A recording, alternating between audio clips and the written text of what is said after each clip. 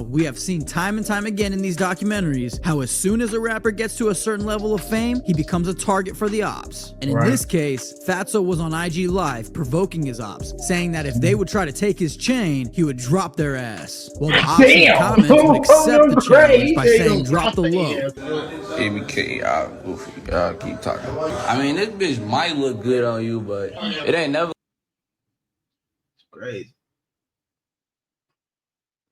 Yo, what's going on YouTube? It's your boy, Argavana, back here with another video, another reaction video. As you can see that title, we got Yfg Fasto on the cut, you know what I'm saying? You know what I'm saying? Let me see. You got Fasto on the cut, you feel me saying? One of the young niggas, one of the YNs from the rack, you know what I'm saying? They say he the new Grim Reaper now, you know what I'm saying? So I guess he took Lil Reese's spot. So we finna just go ahead and get into it, you feel what I'm saying? Just go ahead, you know what I'm saying?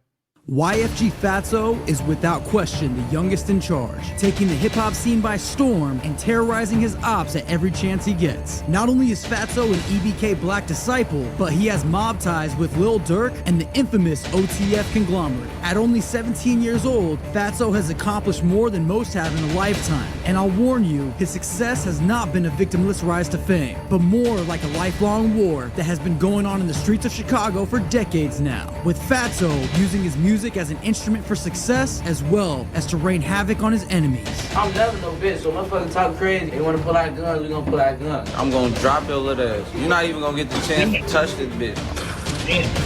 I heard that scream.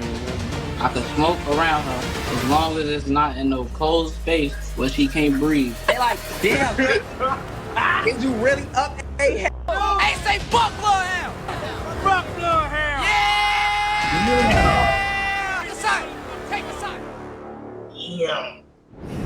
Fatso grew up around Chicago in an area labeled as the Low Bottoms, on Evans between 46th and 43rd, and attended Carter G. Wilson Elementary School. He has a total of 4 siblings with 3 brothers and 1 little sister. While he moved around with his mom and his stepdad had made a living doing construction, and Fatso, ironically, had gotten his name from being the fat gang. Folks got a thought ball on.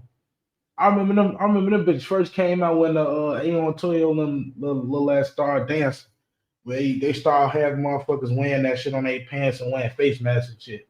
I remember that kid on the block growing up, and had always been influenced by his older brother, who we now know as Yfg Chalk. Chalk is 2 years older than Fatso, and was living just 8 miles south on 88th and Princeton Avenue, near Chatham, with Fatso traveling down to hang out with his brother frequently. Fatso looked up to Chalk in a lot of ways, but mostly for his ability to create music. Fatso would start to hop in the booth with Chalk and his friends, and would eventually drop his first music video for a song titled Go Go at only 12 years old. Ain't gonna lie. I was just gonna say, if y'all ain't gonna listen to Go Go, that shit hard. And it's hard because he ain't cursed. It's hard, bro. He ripped that whole beat and the nigga did not curse. In this video, Fatso is riding Lime scooters with his friends wearing a Yfg hoodie, establishing Young Fly Guys as their new crew. And that day, Yfg Fatso was born. However, as lighthearted and harmless as he may come off in this video, in his lyrics, he is still talking about hitting the block with 30s and dumping on the ops. Fatso was surrounded by violence and crime, and his contribution would be inevitable over time. After he started making his name as a rapper, he would shift his influence from his brother Chalk to more known figures like King Von, who was a documented killer and ended up being a victim of gun violence himself back in 2020. R.I.P. King Von. However, it was figures like this that would pave the way for the youth coming up in the streets of Chicago, including Yfg Fatso. By 13, Fatso says he would really pursue his life of crime while joining the 808 mob Black Disciples, and saying that he would run through 10 cars in a week at only 13. Now, I know what you're thinking. How could anyone go through 10 cars in a week? Well, these vehicles are not your usual lease off the lot, but these vehicles are stolen in order to use on drills and robberies. Once the vehicle has been used and potentially caught on surveillance, they dump the vehicle just to find another and repeat this process over and over again. Fatso became a proud member of the 808 mob, reminding the public that, quote, 808 is stamped in the papers, meaning there are plenty of articles written on the crimes they are involved in. It's around this time, at 13 years old, that Fatso would be arrested and spend 30 days in juvenile hall. Now, since he was a minor, we are uncertain on what his charges actually were, but based off the stories that he shares, I would guess either a GTA or some sort of gun charge. However, when Fatso was released, he would be ready to showcase his talent for the world and double down on his music career. In 2022, Fatso would drop singles titled Get Stitchy, Gun Up, and Out All Night. And while these songs did well to maintain his career, he still wasn't breaking 100K and reaching those life-changing numbers. But it wasn't until March 2023 when Fatso dropped his first music video on his brand new YouTube channel titled Back Again that he cracked 100K on his YouTube. And in my opinion, this is still one of his hardest songs to date. His name was making noise through the city, and more specifically in the south side of Chicago, Chatham area. It was this video that got Fatso an interview with On a Couch TV, and we would really get an inside look at what YFG was all about. Fatso would go on to say he is EBK Black Disciple, and if you think he's a bitch, he would not hesitate to up the poll, especially if you are trying to backdoor him. Shit, I got that shit for shit. Just, I was around it. Product my vibe, I'm seeing the shit, I'm in the shit. I'm always with a motherfucker who game back. I always doing some badass shit. Like they tell you I'm the youngest, I always be bad as hell. Man, I'm always doing some badass shit for it, so it's like that shit just came to me. Shit, motherfucker. I'm never no bitch. So motherfucker talk crazy. Alright, they want to fight, we can fight. They want to pull out guns, we gonna pull out guns. When I got this shit, I stood like all 10 instant. Motherfucker ain't even gonna play. It was going. I'm not even gonna lie to you. Like he the youngest jit. It's like he's so fucking hot, but he's slow and dumb at the same time. Like, BD, I'm BD. But look, don't get it twisted. If you a BD, you think just because you BD, I'm a crack your shit. Bro, we ain't no fucking BD. I'm EBK BD. Fuck, cause I'm gonna clap anybody, but I'm BD. I ain't ever said GDK in my life. Niggas be weird, man. I'm EBK BD for. I ain't say BD. I'm saying I'm EBK BD for. I'm BD. GDK for the BDs. That's ops. After this interview dropped, Fatso knew that he needed to capitalize on this momentum while dropping 9 music videos over 9 months, which have collectively accumulated over 8 million views to date. Just those 9 music videos alone. Not to mention, within this time, Fatso would also drop his first official tape titled No Privacy. Now, we have seen time and time again in these documentaries how as soon as a rapper gets to a certain level of fame, he becomes a target for the ops. And in this case, Fatso was on IG Live provoking his ops, saying that if they would try to take his chain, he would drop their ass. While the ops in the comments would accept the challenge by saying drop the low. Keep talking. I mean, this bitch might look good on you, but it ain't never gonna look good on you if you don't get the chance to wear it. It'll never look good on you if you don't get the chance to wear it. It's not gonna look good on you. Okay. As soon as you reach and touch this bitch, I'm gonna drop your little ass. You're not even gonna get the chance to touch this bitch on my dead grandma. If I tell them spam me, they gonna spam me. Y'all wanna start that in the comments? Alright. Hey. Everybody in my comments, hashtag fuck trap right now.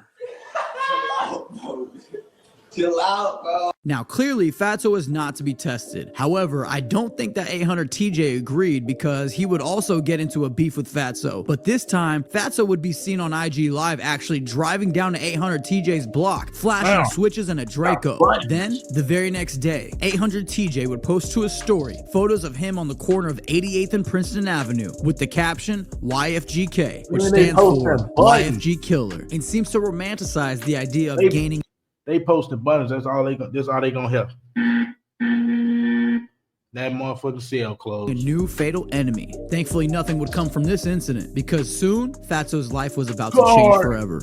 Lil Durk, one of Chicago's biggest artists, won a Grammy for Best Melodic Rap Performance with his hit single All My Life featuring J. Cole at the 2024 Grammy Awards ceremony. Shortly after, Fatso would be seen counting money on his IG Live with the one and only smirk. Now, if there is one thing that Fatso knows how to do, is capitalize on his opportunities. He is one smart kid. That being said, with all this Lil Durk clout around him, Fatso drops Princeton Freestyle featuring DCG, which has over 3.5 million views today. And of course, his luck wouldn't stop there. Lil Durk would then post on IG that he would officially welcome Chucky, Lil King, and Fatso to OTF, and would even go as far as to tag his jeweler to ask him for 3 big-ass chains to be made for his new signees. Fatso was going everywhere with Dirk at this point, flexing jewelry, meeting with the label, and even cruising on his private jet playing spades. And you know that Fatso would have a single locked and loaded for the streets while dropping a visual to Reap the City, which Reap the City has almost 2 million views also. This kid is a hit-making machine. But unfortunately, this force would come to a halt in March 2024 when Fatso would be arrested for a second time for an alleged shooting. However, I'm sure there are a few issues that the OTF lawyers cannot undo, because within about a week, Fatso was back on the streets again, flexing cash and posting the dead bodies of his ops from rival gangs BVC and Ducktown. I won't show these images due to how graphic this scene is, and surprisingly, Fatso would post this image to his IG story with a caption laughing at the death of these two men. Let me also remind you, this is the same day he was released for another alleged shooting. He would also be seen on another IG live saying he is the littest 16-year-old in Chicago while lighting up a backwood. They can't believe I'm 16. No, my boo leaving me. His rollout would seem to work though, because in April 2024, Fatso drops 2 singles titled Racing and Who I Am, which collectively have over 2.5 million views. Not to mention, I don't think this zesty endorsement by Meek Mill in the grips of his Diddy scandal had done anything for Fatso, but no, man, I'm gonna be quiet. it happened. Shortly after this, the infamous Bloodhound Lil Jeff would post an image of Fatso to his story with the caption, Rookie of the Year, insinuating that Fatso was a baby and does not seem to pose a threat to the Bloodhounds. After this post, Lil Scoom, a close friend to Lil Jeff, would also get involved, dropping a diss track toward Fatso, which would declare war. I ain't gon' troll that shit for kids, but I really heard they hard. Fatso a bitch, he ain't no shit, little boy better play his part. Right back to back in them foreign cars and all these pussies start. Go ask the ops that Michael Dre 6'2" put shit in park. The next day, Fatso could be seen on IG Live, ready to slide, while his ops in the comments were suggesting that Fatso head over to the E&L store in the ops side of town, which of course, Fatso would accept this challenge. To blow some steam, Fatso would head over to the jeweler to drop some racks on more diamonds for all of his hard work he's been putting in. And I did think this clip was a little bit odd when Fatso runs to a nearby trash can because he had to throw up. When he returns, he tells his filmer that he has a condition that makes him throw up after each meal. I'm a different nigga now, folks. He played. You finna throw up? What the fuck? I can't eat without throwing up. That's another story. For another day. Not gonna get out of the story like that. Since I've been like a kid, like a baby, like a newborn type shit, anything I eat, I throw back up. So I'm never full.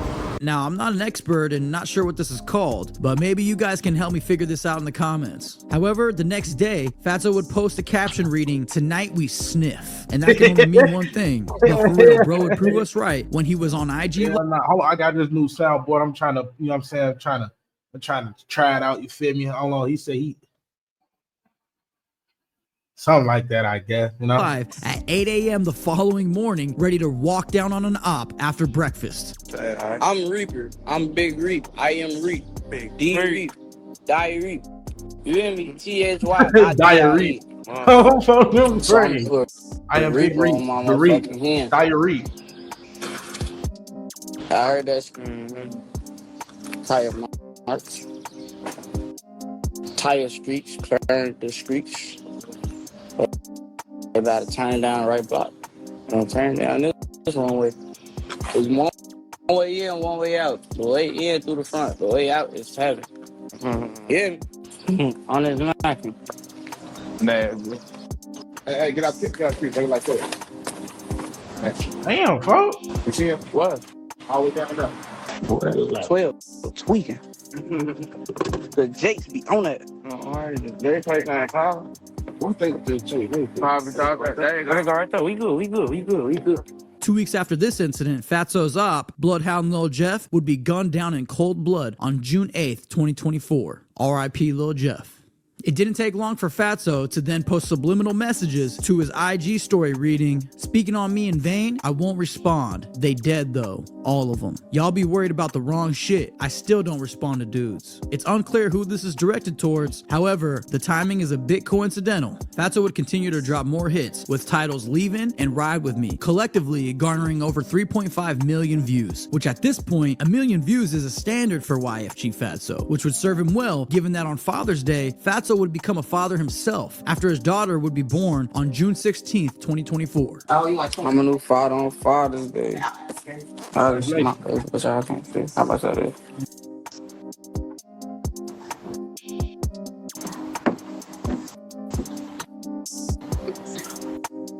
Hey, baby.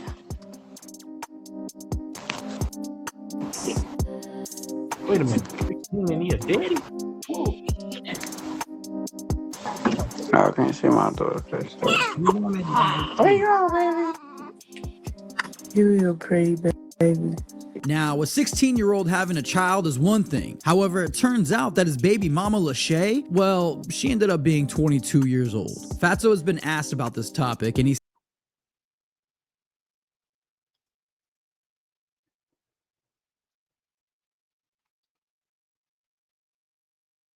Gang, what the is going on? What the? Oh, hell no, cuz. That's good and bad. I ain't gonna lie to you, Joe. That's good and bad. That's bad on her side, but that's damn that good on his side. I ain't gonna lie. Growing up as a boy that's getting a girl older than you, you clapping buns that's older than you, that's automatically you up 100. But bro, what the is going on, shorty? 22, 60, bro. Hey, look, hey, a win is a win, I guess. On his side. Win is a win. I can't even talk. No, but win is a win on his side, bro. Let's get back to it, though.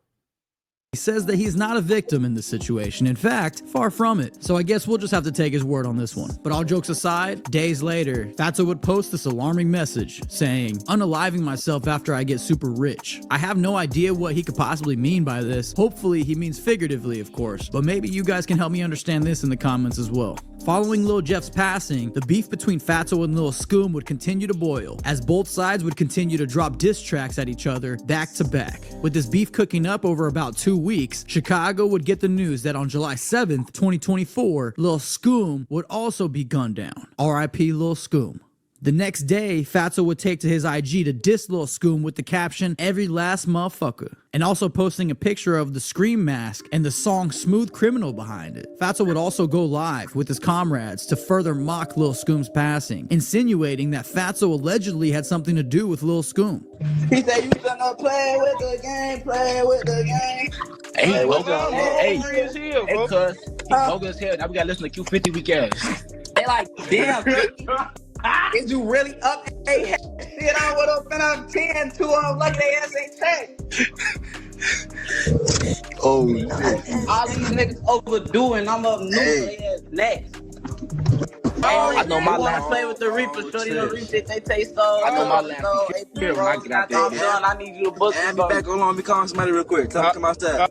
And if that wasn't enough, Fatso would then drop a visual to his single titled Unusual Slander, where he would take another opportunity to diss Scoom after his passing, which this song did over 1 million views as well. And when fans confront Fatso about recording the song before Scoom died, Fatso would give a sinister open-ended response. Then, only 3 days later, on July 11th, 2014, 800 TJ, the same op that was taking pics on 88th and Princeton Ave, would also be gunned down and lose his life. Now, figures in Chicago like 800 TJ and 6'5 Lil Mike would make new enemies daily. So it was no surprise to a lot of people that after 800 TJ's death, tons of his ops would flood social media to mock his death. Oddly enough, Screwly G, known Bloodhound affiliate, would coincidentally show love to YFG Fatso on the same day that their shared rival had fallen. Screwly G has an insane story of his own. I did a documentary on him as well, and it has been my best performing video yet, so make sure to go check that out after this. Now, aside from gang beefs, using drugs, and having a 22... Wait, is it me or I thought, but... And he... What the going on, cuz? 2-year-old baby mama at 16, you know. Fasto would also catch some flack for his recent IG live, where he is seen smoking a backwood while carrying his newborn daughter. Don't worry about my fucking kid. I don't care what y'all think about, bro.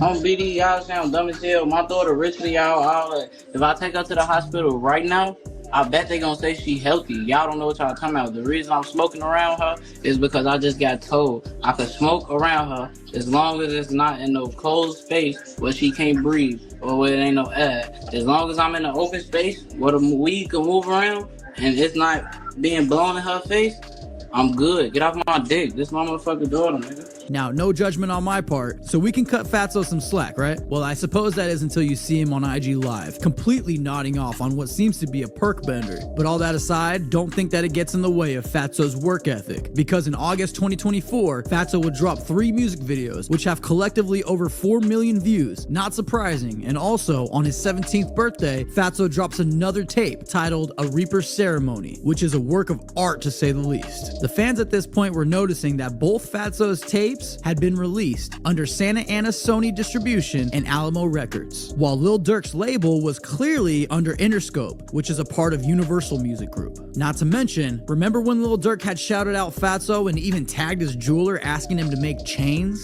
Well, that was even becoming an ongoing joke, since Fatso had never posted an OTF chain since. Coincidentally, the day after fans had been vocal about their suspicions, Lil Durk would post to his IG story with Fatso's song Bougie Hoes playing in the back.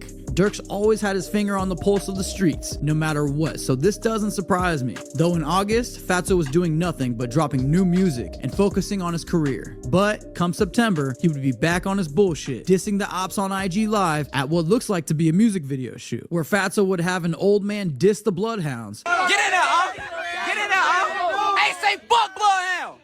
Fuck Bloodhound! Yeah! And after, continues to be the menace he is known to be. The next day, Fatso would be seen posted on the block with Scoom's alleged gunman in what looks like to be another music video. Fatso would then also double down, dropping a snippet of another Bloodhound diss track using the drunk old man dissing Bloodhounds as the intro. And the same day, dropping a visual to his single Princeton Prayer, which has plenty of indirect references to his biggest ops, the Bloodhounds. And to confirm this, Fatso would jump on IG Live to let the fans know that the reason he wasn't dissing Jeff when he was alive was because he had his phone number. So that means he would reach out to him directly, as opposed to posting on IG. But ironically, Fatso can be seen the same day chilling in an SUV listening to Screwly G, who literally has songs with Q50 as we speak. I don't know, man, this gets confusing even for me sometimes. Thankfully, to clear the air with the fans, Fatso would sit down and do an in-depth interview with FYBJ Main, and we really get to know Fatso from a different... Do your homework on getting the interview with the Whoop Man.